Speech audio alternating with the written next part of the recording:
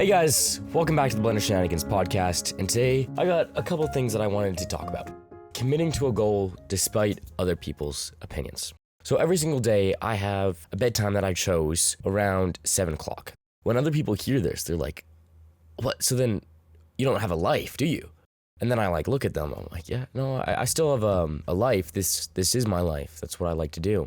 And they just assume that since I go to bed so early, that I don't have any friends. I'm like just some kind of basement dweller.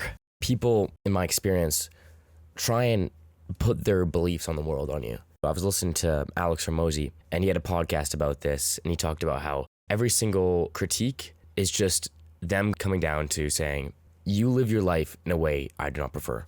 And I really like that frame. It's really insightful. Because when I started thinking about it, I'm like, oh, yeah, obviously. And then when you start listening to it, you hear conversations, you shouldn't do that, you should do this. That's silly, you're gonna hurt yourself if you do that. Oh, you're not gonna be happy if you do it that way. All it's saying is, I would prefer to do it differently. Whenever somebody hears what time I go to bed, they're like, oh, that wouldn't work for me. Oh, I can't do that. That's like, oh, that's so silly. My life would be ruined. I never said you had to go to bed at 7. I never said you gotta try and make it work for yourself. People are just waiting for their turn to talk. I wanna try and commit to that 7 p.m., but it can be tough when everybody else is saying, it's a once in a lifetime thing. Like every time I hang out with someone, there's always an event. It's like, oh, it's a one-time thing. It's never a one-time thing. It seems like there's a one-time thing every week. I gotta stay committed, and it's so tough because I wanna go out, and I like hanging out with friends, and I like to go and do these things.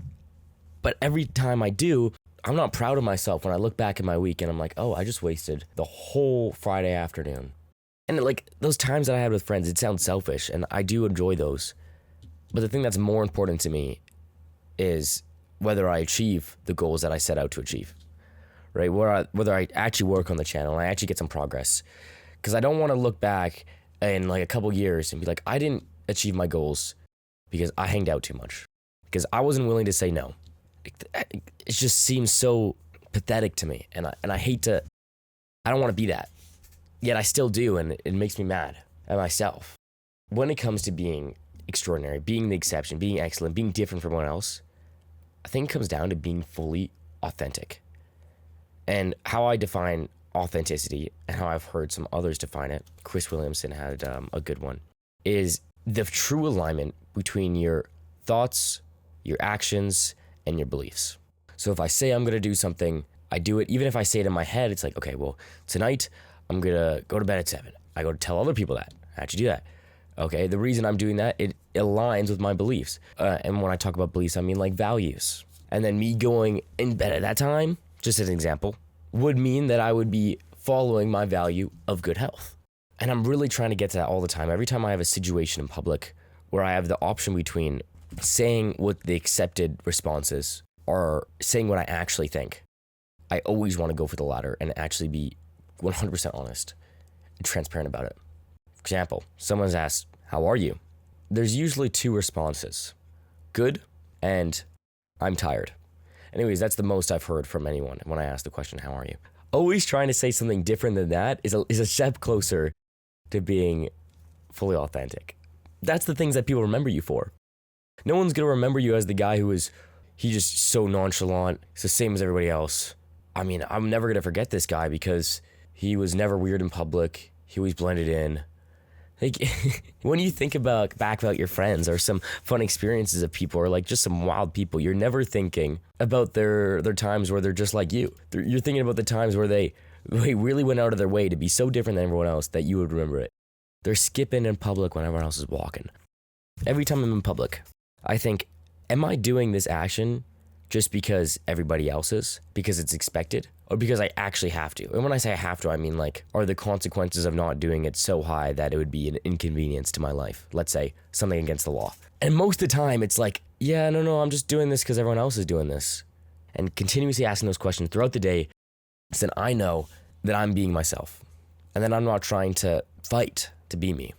Okay, the next thing I wanted to talk about was what I think when I go into a conversation with someone. Every time I go into a conversation, I try and tell myself one word. And I just repeat this in my head. Listen. Listen is one of the most important things that I believe to go into a conversation with.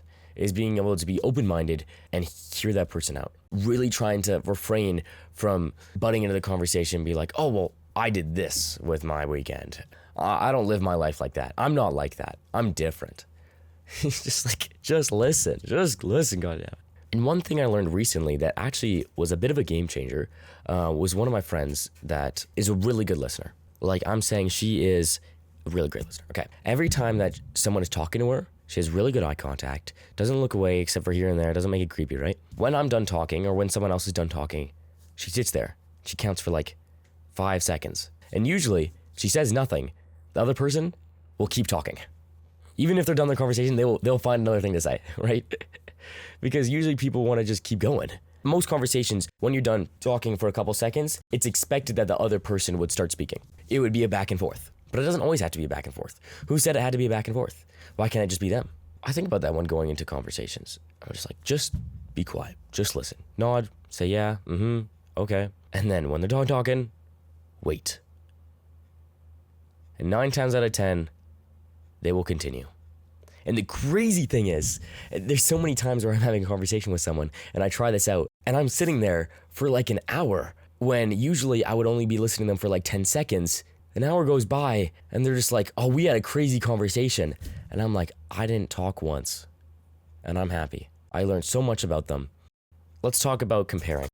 Anytime there's something that I don't want to do because I'm afraid of judgment from others, it usually comes down to me comparing myself to someone else. Every time I compare, I think, am I insecure about this?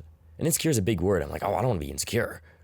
But that's what the definition of insecurity is comparing something different about you to another person in a negative way. What do I gain from comparing myself to this person? It's like, oh, well, if I compare myself to the person who is way more successful, then maybe I'll try harder. Well, usually it doesn't work like that. If you're that kind of person and that fuels you, then that fuels you. Sometimes it does for me, but a lot of the time it's like, oh, well, dang. But what does always help, for me anyways, is comparing myself to my older self. Am I overall learning more about the world than I did a couple months ago? If the answer is yes, then I'm improving. If I can never stop improving, then eventually I will win. What do you mean by win? I'm going to be the most subscribed Boner channel in the world. It's going to happen. I'm going to make it happen. And I'm not going to stop until it does. And that's what I mean by winning. If you learned anything today or you found anything interesting about this podcast, please consider sending it to a friend and letting them know. Okay, thank you so much for listening, and I'll talk to you guys later.